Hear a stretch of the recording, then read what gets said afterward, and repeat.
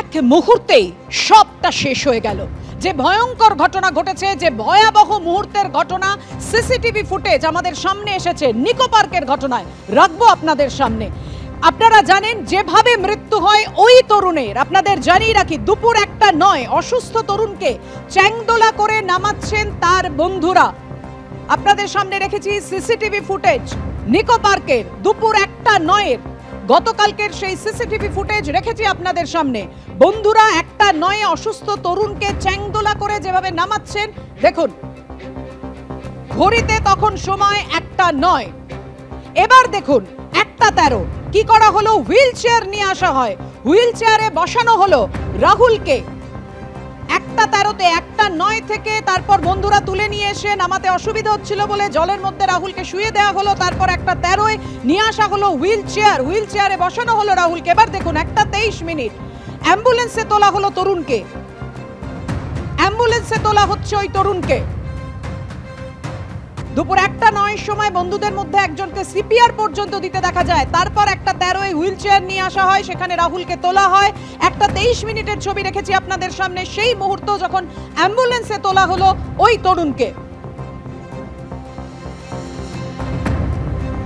Stretcher না থাকায় অ্যাম্বুলেন্সে আনার জন্য চেয়ারে করে নিয়ে আসা হয়েছে। পরিবারের তরফ থেকে এমন অভিযোগ করা হয়, মৃতের বাবা অভিযোগ করেন দীর্ঘক্ষণ ফেলে রাখা হয় ছেলেকে। এবার দুপুর 1টা 23 ছবি রেখেছি, যখন দেখতে পাচ্ছেন আপনারা অ্যাম্বুলেন্সে তোলা হচ্ছে ওই তরুণকে। 1টা 25 নিকো পার্ক থেকে বেরিয়ে যায় অ্যাম্বুলেন্স, কিন্তু 1টা 9 থেকে 1টা 25 এত সময় লাগলো অ্যাম্বুলেন্স আনতে। আর এখানেই কথা বলবো, আমাদের সঙ্গে রয়েছেন আমাদের প্রতিনিধি আবির দত্ত। 1টা 9 থেকে 1টা 25 কেন এত সময় লাগলো অ্যাম্বুলেন্স আনতে? কেন সেখানে কোনো চিকিৎসক ছিল না? তাহলে হয়তো বাঁচানো সম্ভব হতো ওই তরুণকে। আবির, দেখো, তোমাকে জানাই যে লিখিতভাবে অভিযোগ করেছেন পরিবারের সদস্যরা, সেই অভিযোগ হচ্ছে গাফিলতি নিকো পার্ক কর্তৃপক্ষের।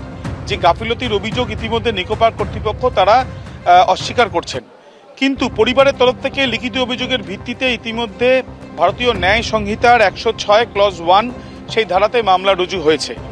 আমরা দাঁড়িয়ে রয়েছি আরজি করে, এবং আরজি করের পোস্টমর্টম হচ্ছে রাহুল দাসের। পরিবারের তরফ থেকে বারবার অভিযোগ করা হচ্ছে কেন চিকিৎসক ছিল না এবং দেরি কেন করা হয়েছে।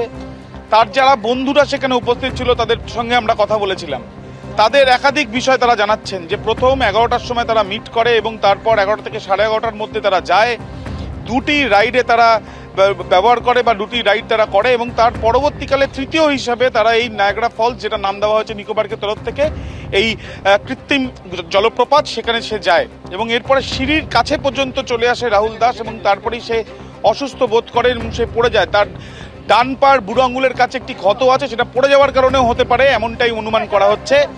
এখনো পর্যন্ত যেটা আমরা জানতে পাচ্ছি যে পরিবারের তরফ থেকে তারা চাইছেন পূর্ণাঙ্গ তদন্ত হোক, কিন্তু তার বন্ধুরা তারা কিন্তু স্পষ্টত বলছেন যে অ্যাম্বুলেন্সেও ছিল না অক্সিজেন সিলিন্ডার, অক্সিজেনের ব্যবস্থাই ছিল না যে তাকে দেওয়া যাবে। যে সিপিআর যেটা ব্যবহার করা হয়েছে বুকে পাম্প করার চেষ্টা, সেটা তাদের মধ্যে একজন বন্ধু যে মেডিকেলের স্টুডেন্ট সে চেষ্টা করে, এবং তারপরে কর্তৃপক্ষ যারা রয়েছেন নিকো পার্কে তারা চেষ্টা করেন, কিন্তু সেটা কি আদৌ যথেষ্ট ছিল?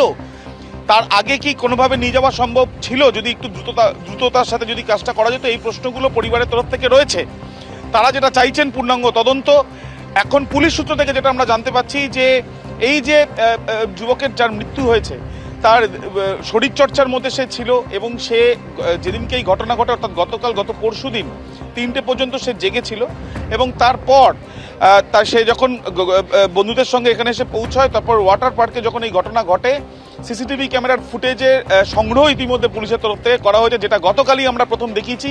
যে সিসিটিভি ক্যামেরার ফুটেজে দেখা যাচ্ছে যে কীভাবে তাকে নিয়ে আসা হচ্ছে এবং কী কী ব্যবস্থা করা হচ্ছে তাকে হাসপাতালে নিয়ে যাওয়ার জন্য। সেই ক্ষেত্রে সেই ফুটেজটা অত্যন্ত গুরুত্বপূর্ণ এই তদন্ত এগিয়ে নিয়ে যাওয়ার ক্ষেত্রে। সেই ফুটেজ ইতিমধ্যে তারা সংগ্রহ করেছেন। পাশাপাশি যারা বন্ধুরা রয়েছে সেই বন্ধুদের বয়ান রেকর্ডের প্রক্রিয়াও শুরু হয়েছে বলে পুলিশ সূত্র থেকে আমরা জানতে পারছি।